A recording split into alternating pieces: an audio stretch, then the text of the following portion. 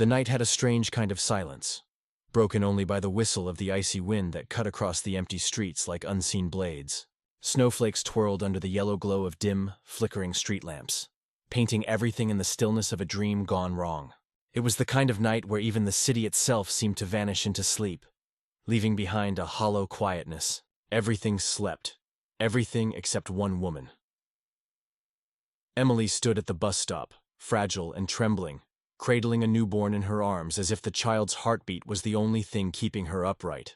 Her bare feet pressed against the concrete, burning with cold until feeling had nearly left them. Her toes, first red then purple, curled tightly in pain. The biting wind carved into her skin, leaving her shivers violent and uncontrollable. She clutched the baby tighter against her chest, but the child's lips were already beginning to turn an alarming shade of blue beneath the thin, battered scrap of cloth she used as a blanket. Her blonde hair was wet with melting snow, clinging in strands to her pale face. It mingled with the tears she couldn't stop, streaking down into the corner of her mouth with the bitter taste of salt. One shoe lay crooked beside her on the ground, useless now, the sole ripped away after only a few blocks of walking. The other dangled weakly from her foot, soaked through and giving no shield against the snow.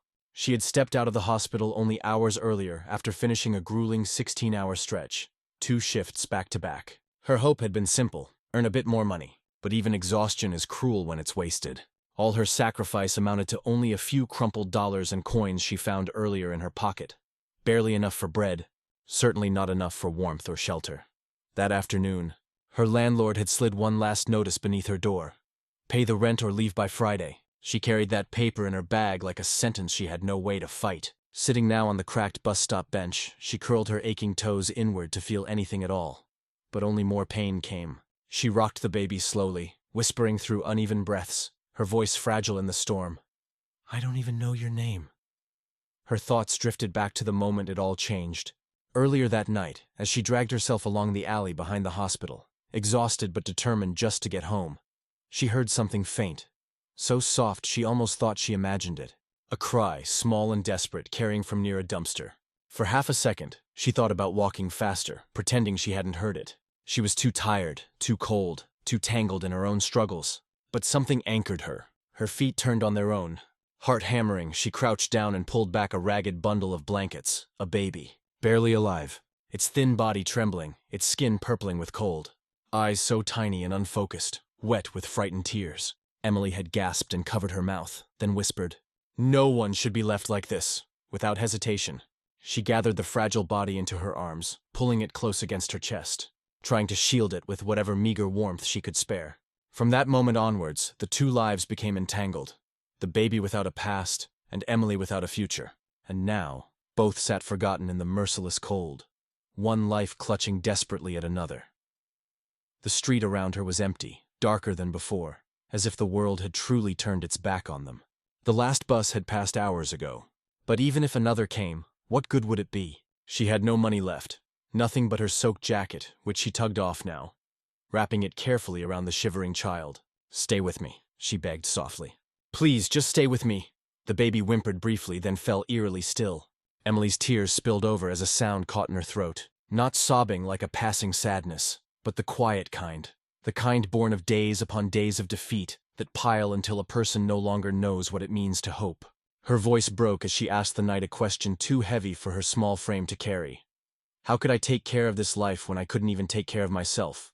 She rocked the infant carefully, creating a fragile rhythm of movement. Her own lullaby against a storm that had no mercy. Above her, the street lamp buzzed, flickering twice before holding steady, painting a blurry golden circle where she sat, trembling and alone. Bare feet on ice, arms protecting a life she had just met. Emily realized the only thing she could promise the child: she would not let go. Meanwhile, down the deserted stretch of road, a black SUV cut through the storm. Behind the wheel sat Alexander Pierce, the city's youngest celebrated CEO and the man people often pointed to as proof that hard work and brilliance could conquer anything. Tonight, though, while driving in his tailored suit from the grand ballroom where champagne flowed and investors clapped him on the back, Alexander felt hollow. The laughter from the gala still echoed in his ears, but to him it sounded thin, more like noise than celebration. He adjusted his collar, rubbing at the tired stretch of his jaw, and his gaze slid briefly to the passenger seat beside him, empty as always. Every success checked off, every merger signed, every award displayed in glass cases back home. Yet the house he returned to each night only reminded him of how silence could swallow a man whole. His mother's words haunted him more and more these days, finding their way into the quiet of late drives like this. The meaning of life won't be the buildings you own, Alex. It'll be the people you hold close. Not what you build, but who you build with. Not in success, but in love. 2 years had passed since she said those words for the last time, before death claimed her during one of her beloved volunteer shifts at the nursing home. Still, her voice lingered, and tonight, it was stronger than ever. Alexander slowed as red traffic lights glowed in the distance, but before he reached them, something pulled at his attention. On the sidewalk near the shadow of a deserted bus stop, he thought he saw movement. At first, his mind brushed it away as discarded clothing left in the snow, but then his headlights revealed more. His entire chest tightened in one hard jolt. It was a woman, barefoot, a baby clutched in her arms. His tires screeched against the icy road as he braked and swerved toward the curb. Even before the car stopped fully, he ripped open his door and stepped into the storm. Bitter wind stung his skin, but he barely noticed. His gaze locked on her. Young, fragile, her body swaying under the weight of cold she could no longer fight. Snow tangled in her hair, her face nearly ghostly beneath its frost. "Hey!" his voice called out, urgent but low as he rushed toward her. She didn't move. Not at first. Her arms only tightened like steel chains around the infant, her face lifting slowly to meet his eyes. What he saw there shook him. Exhaustion, fear, and a silent plea her lips were too raw to form. He tore his overcoat from his shoulders without thought and crouched beside her, tucking it carefully around her and the tiny life in her arms. "Here, you're freezing," he said firmly, the gentleness in his tone matched by the way his hands worked quickly to shelter them both. The closer he was, the more frightening details became clear. Her bare feet were raw and bruised, her body trembling so fiercely her teeth chattered.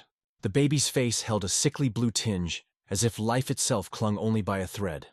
Alexander's breath caught. He didn't know who this woman was, what chain of misery had dragged her to this bench, or why she was barefoot in a city snowstorm. None of it mattered, because no one should ever be alone like this.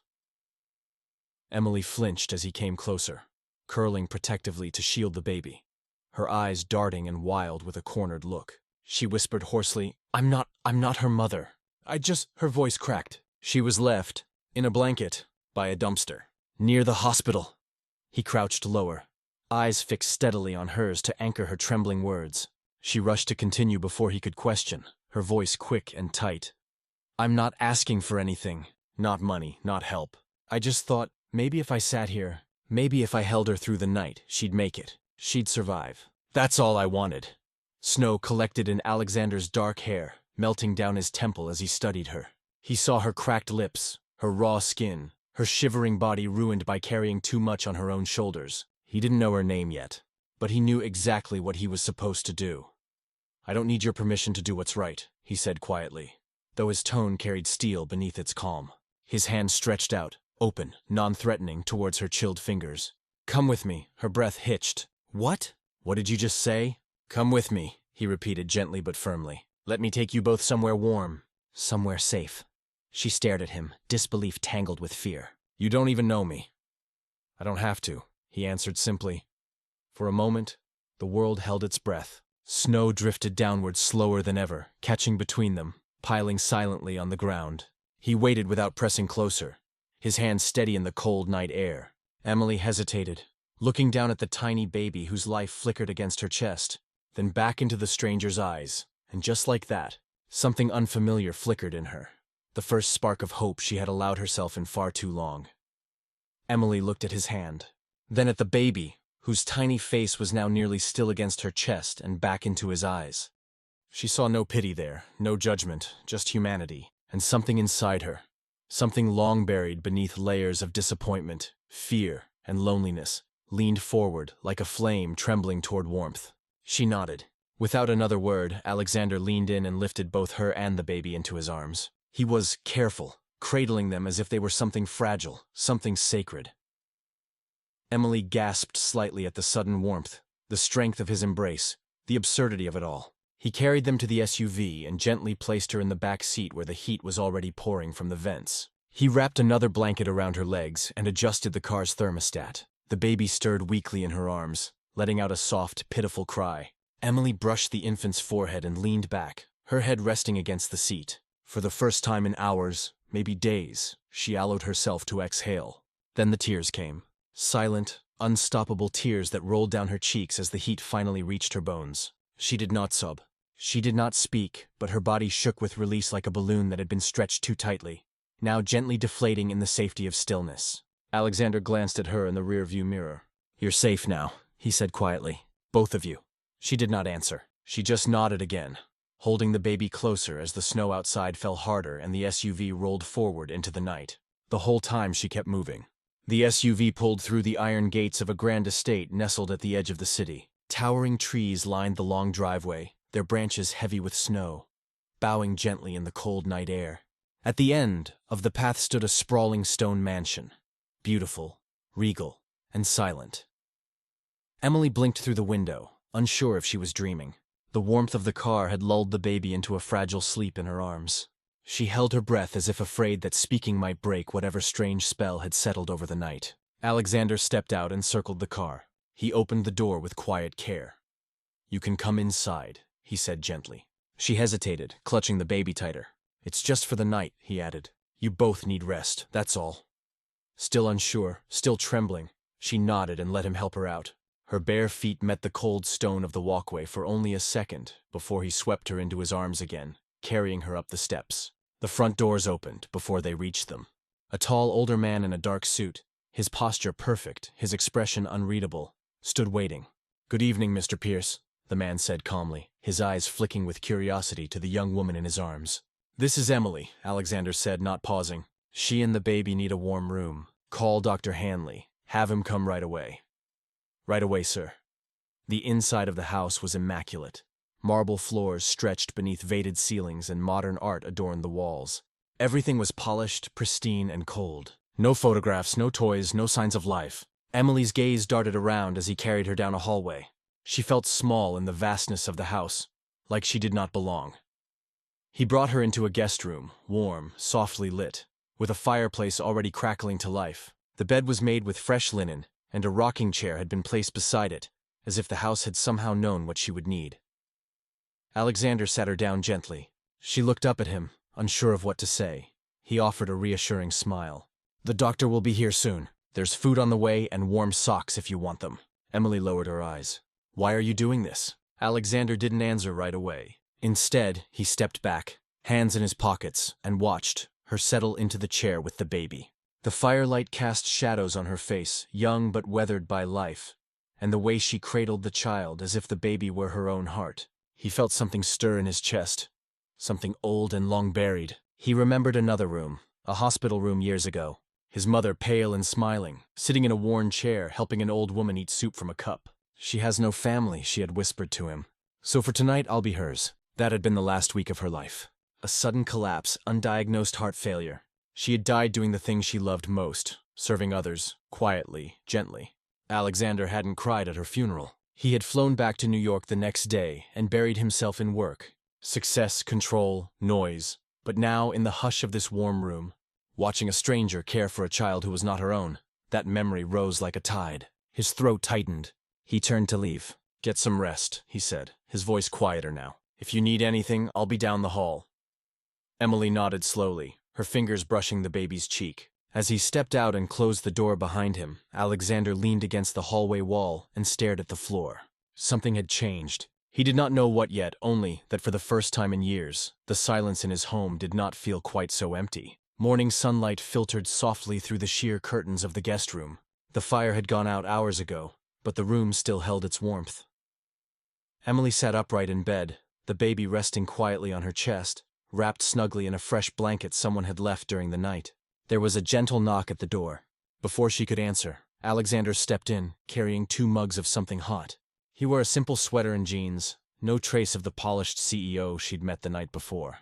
He looked human, tired maybe, but kind. "I brought tea," he said, holding one out. Emily hesitated, then reached for it with one hand, careful not to disturb the baby. "Thank you." He sat in a nearby chair, letting the silence settle for a moment. The only sound was the soft ticking of a wall clock and the faint cooing of the baby. "How is she?" he asked, nodding toward the infant. "Still sleeping?" Emily replied, her voice quiet. She's warm now. That's something. Alexander looked at her for a long moment before speaking again. I don't mean to pry, he said gently. But who are you, Emily? She stared into her tea for a while, then set the mug down on the nightstand. Her fingers fidgeted with the edge of the blanket. My dad died when I was 6, she said. Finally. He worked in construction. One day he didn't come home, just gone. My mom did everything she could, but we were always one step away from losing everything. She paused, swallowing hard. When I was 10, we were walking to a second job she had taken. She was holding my hand. There was a driver who didn't see the crosswalk. She pushed me out of the way. Her voice cracked. She didn't make it. Alexander said nothing. He knew the kind of silence grief demanded. I bounced around between relatives for a while, she continued. None of them really wanted me. I learned to keep quiet, to be helpful, to not take up space. She gave a small, humorless laugh. I got into a good high school on scholarship, then a state college. I worked nights cleaning offices. I studied in the janitor's closet, anything to stay in school. I knew I wanted to be a nurse. Why nursing? He asked softly. Her eyes met his, and for the first time there was a flicker of something steady in them. Because when I was 11, I broke my arm in a foster home. The woman who took me to the hospital didn't stay, but there was a nurse who did. She sat with me the whole time. She braided my hair while we waited. She told me I mattered. She smiled faintly. I don't remember her name, but I never forgot what it felt like. Alexander looked down, his hands resting on his knees. He could feel that old ache again. His mother's face, her voice. Her hands folded over a chart at the nursing home, always looking for someone who had no one else. I thought if I could be that person for someone else, Emily said, maybe all of it would be worth something. He looked up. What about now? He asked. Your work? Her expression dimmed. Lately it's been harder. Budget cuts, shorter shifts, lower pay. I took every extra hour I could. I still couldn't make rent. My landlord gave me until Friday. Alexander felt something twist in his chest. I didn't have a plan last night, she admitted. I just heard that baby cry and I couldn't walk away. Then she looked at him, her voice steady now. I don't have money or family or even aerial home, but I do have a heart that can't ignore a child left in the cold. That's all I have. Alexander's throat tightened. He leaned forward, his voice barely above a whisper. You have more than you think, Emily blinked. You have courage, he said, and that is rare. The days that followed unfolded like pages in a quiet, unfamiliar book. Gentle, uncertain, but deeply human. Emily and the baby remained at the mansion, tucked into its quiet corners like sunlight that had never touched certain rooms before. Though she told herself every morning that this was temporary, each hour stretched longer than the last, held together by simple gestures and a growing sense of safety. Alexander never once asked her to leave. Instead, he appeared at breakfast with a warm smile and a grocery bag filled with infant formula and tiny pink socks. One afternoon, she caught him in the nursery newly set up overnight, struggling to fasten a diaper onto a teddy bear with a furrowed brow and an instruction booklet spread across the floor. He looked up slightly embarrassed and said, You thought I should start practicing? Emily laughed, really laughed. For the first time in what felt like years, they began to share meals in the kitchen rather than dining separately. At first it was awkward. She was too polite, too cautious, unsure where the invisible lines of class and circumstance were drawn. But Alexander erased them slowly, subtly. He asked her questions about nursing, about the baby, about what she used to dream of before life got in the way. And when she asked him things in return, she saw something shift in him too. Walls softening, a quiet loneliness surfacing. One evening, as the wind howled against the windows and snow painted the glass, Emily stood in the kitchen, sleeves rolled up, teaching him how to make chicken soup from scratch. You've never chopped an onion before? She teased, watching him blink through watery eyes. Not without a personal chef standing between me and a knife, head mitted. She giggled and reached to guide his hand, and for a moment, their fingers touched. He didn't pull away. By the time the soup was simmering, they were seated at the island, laughing about the flour he had accidentally spilled on himself, the baby asleep in a bassinet nearby. And just like that, it began. Not in grand gestures, but in small unnoticed moments. The kind that don't announce themselves, but leave echoes long after. But it was not all laughter. One night the baby woke screaming. Emily shot up from the couch, her heart pounding, rushing to the nursery. She found the child burning with fever, her little body limp and clammy. Oh no, she whispered, voice breaking. She's burning up. Alexander appeared behind her, already dialing a number on his phone. I'll have Dr. Henley here in 20 minutes. No, she said quickly. We can't wait. I need to take her in now. He didn't hesitate. He grabbed the baby bag from the corner, wrapped the infant in layers, and turned to her. Coat, shoes, let's go. The ride to the hospital was a blur of red lights and silent prayers.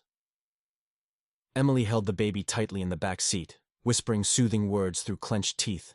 At the ER, the doctors took the baby in immediately. Emily stood outside the glass doors, arms wrapped around herself, staring into the space where the child had disappeared.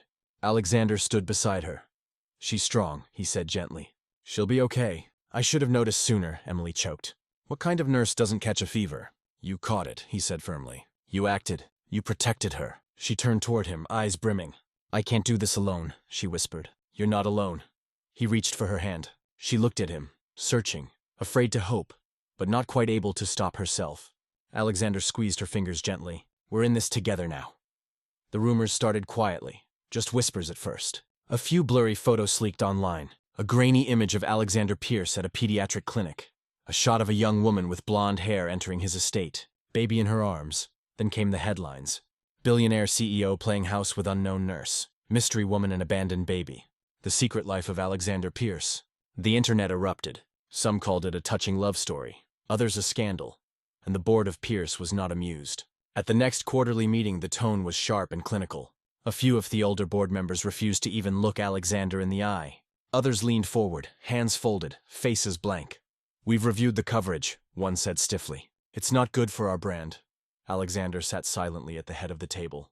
You're entitled to your personal life, another board member offered. But aligning the company's name with a woman of uncertain background and a child with no legalties to you. She's not a scandal, Alexander interrupted. Voice even she's a nurse and she saved that child. Yes, someone said, but perception is everything. Investors are already calling. Then came the words he had expected, but not the sting they carried. If you do not create clear distance from this situation, we will recommend a vote to remove you as CEO and reallocate majority control. Just like that, a lifetime of work, reputation, success, legacy on the line. Emily had not meant to listen. She had come into the hallway only to return a baby blanket she had just folded. The door was open a crack, the voices raised and urgent. She didn't hear everything, but she heard enough. Enough to know that she was a liability, enough to know that the life Alexander had built, the empire he stood on, could crumble beneath him because of her. That night, after putting the baby to sleep, Emily packed her small bag in silence. She left no trace of anger, only a note on the kitchen counter. Her handwriting small and steady, despite the tears that blurred her eyes. Alexander, you gave me and this baby more than anyone else ever has. A roof, warmth, a chance to believe again. But I can't be the reason you lose everything. You belong to a world that I was never meant to be part of. Please don't come after me. This is how I can thank you, Emily. When Alexander came home late that night, the house was too quiet.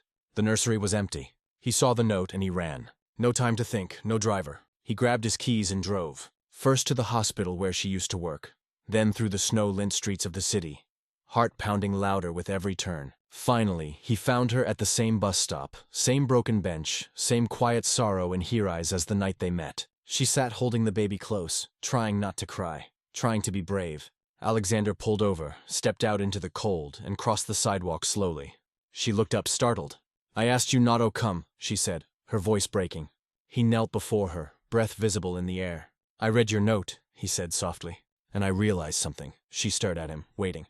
If losing you means keeping my title, my reputation, and all the rest of it, then I don't want any of it. Her lips parted, eyes wide. He reached out gently, brushing a snowflake from the baby's brow. I didn't save you that night, Emily. You saved me, and I'm not letting you go. Then he did what no article or headline could ever explain. He dropped to both knees, wrapped his arms around the only family that had ever mattered, and whispered, This is my world now, and it begins with you. 1 year later, the snow still came, soft and gentle, like a familiar friend. But this time, it was not a night of loneliness or fear. It was a day of love. In the garden behind the stone mansion, beneath twinkling fairy lights strung between bare tree branches, Asmal gatherings stood in hushed joy. Fresh snow kissed the tops of white chairs, and the scent of warm cider floated through the crisp air. The bride wore a simple ivory dress, sleeves long. Her blonde hair curled softly at her shoulders. She held a chubby toddler in her arms, bundled in a navy coat and wool hat. He squealed and giggled as she kissed his cheek, his laughter echoing like bells. Emily looked radiant, more alive than ever. Alexander stood across from her, smiling as if he'd never smiled before. His eyes didn't leave hers, not for a second, not even when the ceremony began. The officiant was a boy no older than 10, standing proudly in a miniature suit, his small hands shaking just a little as he held the cards. His voice trembled at first, but steadied with each word. Years ago, Emily had been the nurse who saved his life after a terrible car accident. He had no family then, but now he had found one. It was not a grand wedding. No cameras, no press, just the people who mattered. The housekeeper, the family doctor, a few of the nurses Emily used to work with. Even the hospital administrator who once ignored her in the hallway came with flowers in hand. They watched two people exchange vows, not as a CEO and a nurse, but simply as two souls who had chosen each other. Through snow and struggle, through judgment and sacrifice, they had arrived here together. Months later, they sat side by side on a small stage during a televised interview. Behind them, the logo of their new foundation glowed across a giant screen. More Chance Foundation, where hope begins again. The host leaned forward. So what inspired you both to create this? Alexander turned to Emily silently, inviting her to answer. She smiled gently, her eyes soft. Because sometimes the second chance someone needs isn't for themselves, she said. It's the one they give, she paused. To a child left in the cold, to a stranger, to a life that was never supposed to matter until someone said it did. The foundation became a lifeline for women who had been forgotten. Single mothers, abandoned babies, struggling families on the edge of giving up. Every week, letters arrived at the mansion. Stories of survival, of hope restored, of women who saw Emily's story and believed again. She didn't ask to be a hero. She only ever wanted to help. And now she did.